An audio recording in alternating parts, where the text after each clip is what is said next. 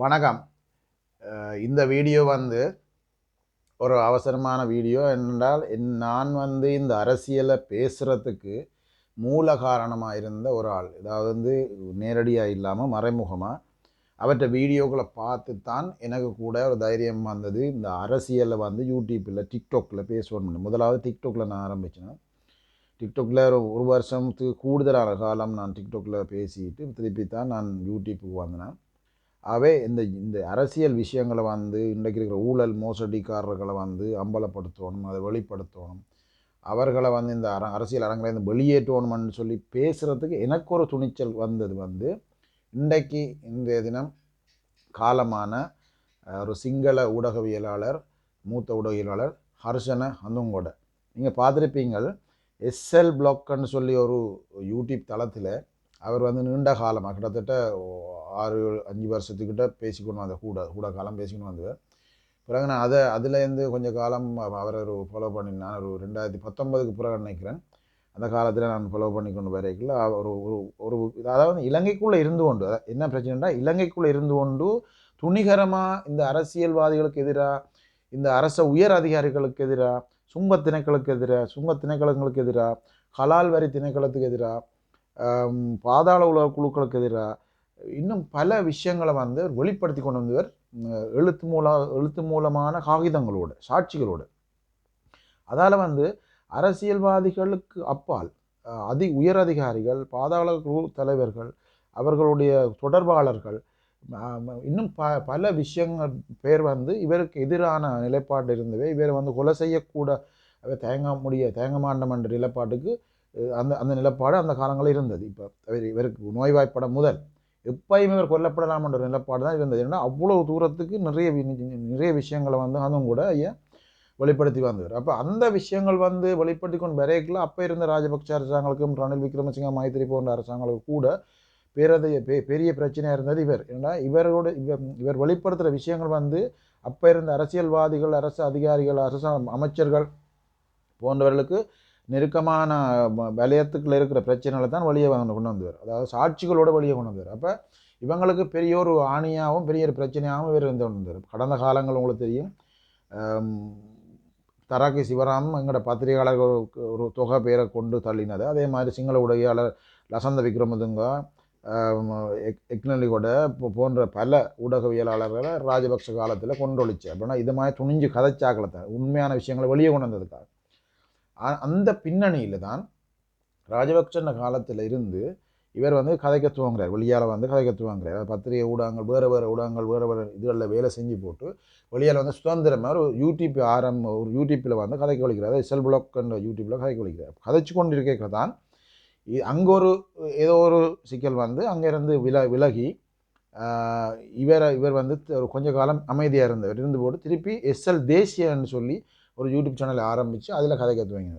அப்போ அதில் கதை கற்றுங்கன்னா நாங்கள் அதில் ஃபாலோ பண்ணாங்க. இன்றைக்கி இந்த அரசாங்கம் இன்றைக்கு வாரத்துக்கு பிரதான காரணமும் ஒரு வகையில் இவர் தான். என்ன சொன்னால், இவர் ஆரம்பித்து வச்ச அந்த துணிச்சலான பேச்சு தான் இன்று பல பேர் யூடியூப்பில் டிக்டாக்ல ஃபேஸ்புக்கில் லைவில் தங்களை கருத்துக்களை வெளியிடுறதும், இந்த ஊழல்வாதிகளுக்கு பேசுகிறதும், அரசியல்வாதிகளுக்கு அதை பேசுகிறதும், இலங்கையில் நடக்கிற ஊழல்கள் மோசடிகளை தங்களுக்கு தெரிஞ்ச அளவில் கண்டுபிடிச்சி அம்பலப்படுத்துகிற விஷயங்களும் இன்றைக்கு யூடியூப்பில் நிறைய பேர் பேசி கொண்டிருக்கிறாங்க. அப்போ நான் ஒரு சாதாரண ஆள். அப்போ இவர் தான் எனக்கு கூட ஒரு உத்வேகத்தை கொடுத்தார். நான் மற்றாக்களை பார்த்து செய்தேன்னு இல்லைன்னா, இவர் அந்த அளவு தூரத்துக்கு ஒரு துணிச்சலை இலங்கைக்குள்ளே இருந்து வெளியிடு.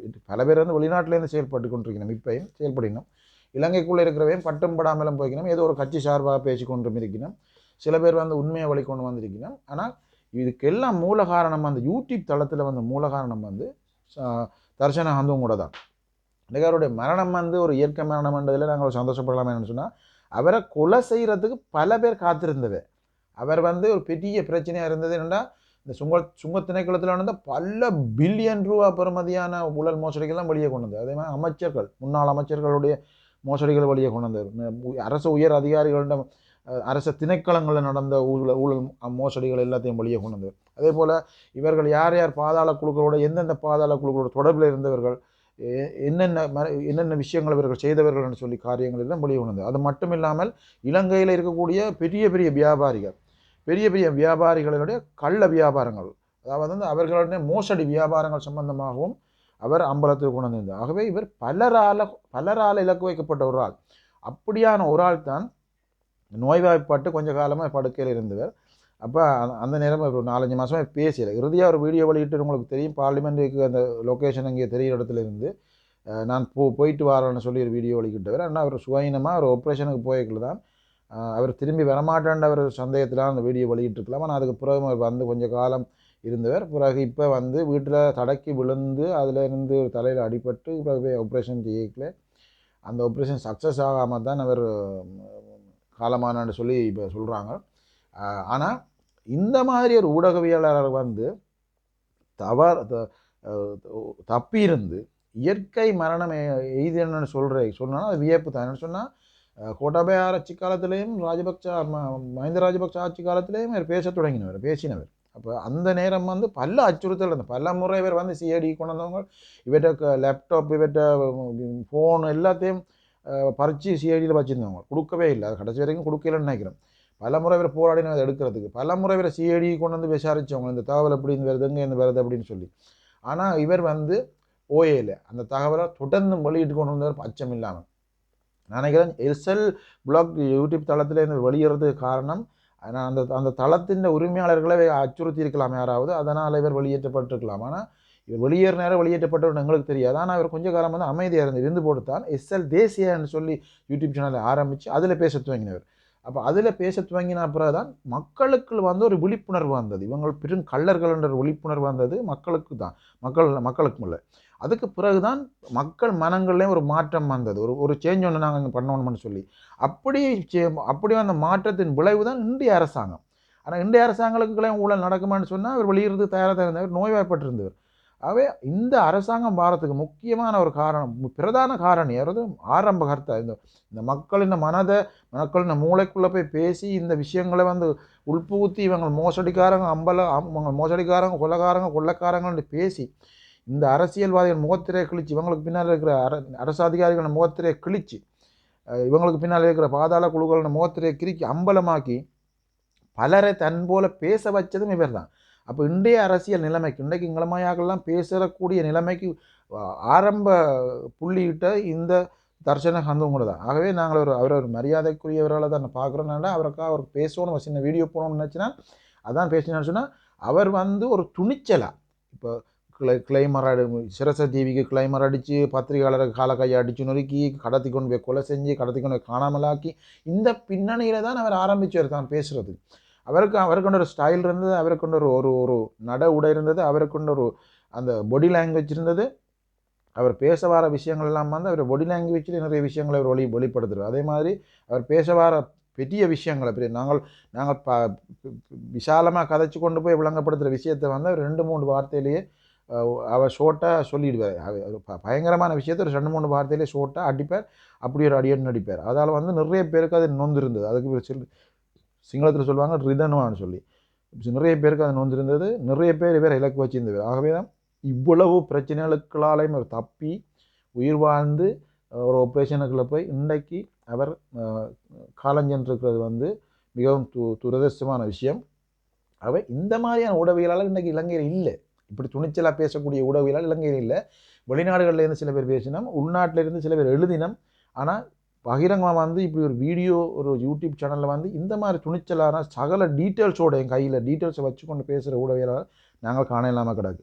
ஆகவே என்னை பொறுத்த வரைக்கும் நானும் ஒரு இந்த அரசியலை பேசணும், யூடியூப் தளத்தில் டிக்டாக் வலைத்தளத்தில் பேசணும்னு சொல்லி ஆரம்பித்தது இவருடைய வீடியோ ஆரம்பத்தில் பார்த்து தான் எங்களுக்குள்ளேயும் ஒரு உணர்வு வந்தது, பேசணும் வாரது வேறட்டுக்கு மண்ண மாதிரி.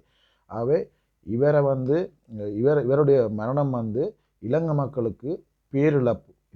அது வந்து ஒரு வார்த்தையில் சொல்ல முடியாதுன்னா நிறைய விஷயங்களை வேற பற்றி கதைக்கலாம், நிறைய விஷயங்கள் வேற பற்றி இருக்குது. சில விஷயங்கள் இவருடைய முரண்பாடு இருந்தது எங்களுக்குன்னா, சில நேரங்களில் இவர் பேர் ராஜபக்சர்களுக்கு சார்பாகவும் சில நேரங்கள் இருந்திருக்கிறார். அது அவருக்கு ஏதாவது மிரட்டல்கள் வந்தோ என்னமோ தெரியாது. ஆனால் சில நேரங்களில் ஒரு ஒரு ஒரு பக்க சார்பான நிலப்பாட்டிலையும் இருந்தவர். ஆனால் இந்த முதல் அடியெடுத்து வச்ச இந்த யூடியூப் தளத்தில் வந்து இந்த இவங்களெல்லாம் அம்பலமாக்கணும்னு சொல்லி முதல் அடியெடுத்து வச்ச இவர் தான் இவர். ஆகவே இவர் மூலமாக இவரை பார்த்து நிறைய பேர் பேச துவங்கினதால தான் இன்றைக்கு இவ்வளோ பெரிய மாற்றம் வந்து. ஆகவே நாங்கள் அவரை கௌரவிக்கணும், அவருடைய ஆத்மா சார்ந்தடைய பிரார்த்திக்கணும். நான் அதே நேரம் உங்களுக்கு யாரால் முடிஞ்சால் கொழும்பில் இருக்கிறார்கள் நாளைய தினம் பொருளை ரேமனில் வந்து அவற்றை உடலை வந்து மக்கள் அஞ்சலிக்காக வைக்கிறாங்க. உங்களை ஏழுமண்டா அங்கே கொழும்பு பிரதேசத்தில் இருக்கிற எந்த வீடியோ பார்க்குற யாராவது இருந்தால் போங்க, நிச்சயம் போக வேண்டிய ஒரு ஆள். ஏன்டா நாங்கள் நிறைய ஊடகவியலாளர் இந்த நாட்டில் இழந்துட்டோம். நான் என்னுடைய ஆத்மாத்மான ஒரு ஊடகவியலாளர் தான் அண்ணன் தராக்கி சிவராம். நான் வந்து கிட்டத்தட்ட ஒரு 30 ஆண்டுகளுக்கு மேலே கூட சொல்லலாம், 35 ஆண்டுகள், இன்றைக்கி 35 ஆண்டுகளாக அவரை பின்தொடர்ந்து வந்தேன். அவருடைய செய்திகளை, அவருடைய வெப்சைட்டுகளை, அவற்றை கட்டுரைகளை பின்தொடர்ந்து வந்த ஒரு ஆள் நான். அதில் தான் நான் நிறைய அரசியல் அனுபவமே பெற்று, நான் நிறைய அரசியல் விழிப்புணர்வு எனக்கு வந்தது. அண்ணன் சிவராம், மாமனிதன் அண்ணன் சிவராமனா அவர் போன்ற ஆட்கள் இலங்கையில் இல்லாமல் போனது. லசந்த விக்ரமதுங்க சண்டை லீடர் பத்திரிகை ஆசிரியர் லசந்த விக்ரமதுங்க துணிச்சலான செய்தியாளர்கள். அவங்கள இழப்புக்கு பிறகு இலங்கையில் ஒரு பெரிய வெற்றிடம் இருந்தது. அதுக்கு பிறகு ஒரு இந்த இவ்வளோ அச்சுறுத்தலுக்கு மத்தியில் வெளியே வந்தவரால் தான் தர்ஷன ஹந்தன் கூட. ஆகவே அவரை நான் மதிக்கிறேன். அவருக்காக ஒரு சின்ன வீடியோ போடணும்னு பேசினான். இந்த வீடியோவை ஷேர் பண்ணுங்க. அவற்றை மரணச்சடங்கு, இறுதிச் சடங்கு ரேமனில் இப்போ மக்கள் அஞ்சலிக்காக நாளைக்கு வைக்கிறாங்க, அதில் போய் கலந்து கொள்ள சொல்லி வினயமாக வேண்டிக் கொள்கிறேன்.